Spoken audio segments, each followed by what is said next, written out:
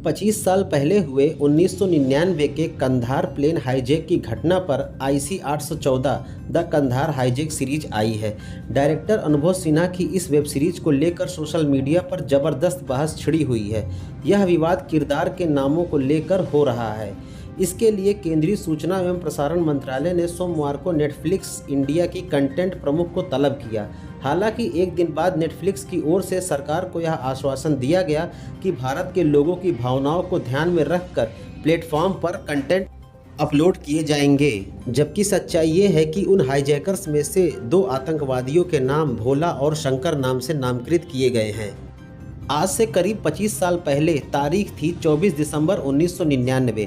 नेपाल की राजधानी काठमांडू के त्रिभुवन इंटरनेशनल एयरपोर्ट से इंडियन एयरलाइंस की फ़्लाइट आईसी 814 ने नई दिल्ली के लिए उड़ान भरी थी, मगर जैसे ही ये फ़्लाइट हवा में पहुंची, विमान को हाईजैकर्स ने हाईजैक कर लिया। फ़्लाइट को शाम के समय नई दिल्ली एयरपोर्ट पर पहुँचना था, लेकिन उड़ान भरने के थोड़ी देर बाद ही उसके हाईजैक होने की जानकारी मिली। आईसी 814 फ्लाइट को बंदूक की नोक पर दिल्ली के बजाय अमृतसर ले जाया गया। ऐसा इसलिए क्योंकि विमान में ईंधन खत्म हो रहा था और आतंकियों का मकसद इसे पाकिस्तान ले जाना था। कुछ समय तक फ्लाइट अमृतसर में ही रुकी, मगर वो काम भी नहीं हो पाया जिसके लिए उसे उतारा गया था।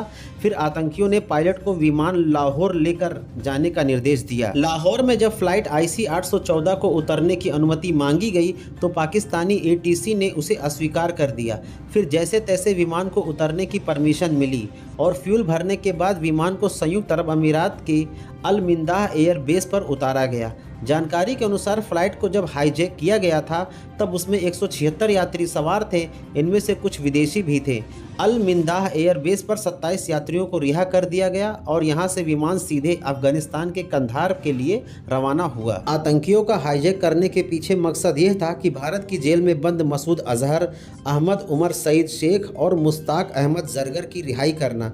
जिन आतंकियों ने प्लेन को हाईजैक किया था उनके नाम कुछ इस तरह थे: इब्राहिम अतहर, शाहिद अख्तर सईद, सनी अहमद काजी, मिस्त्री जहूर इब्राहिम और शाकिर।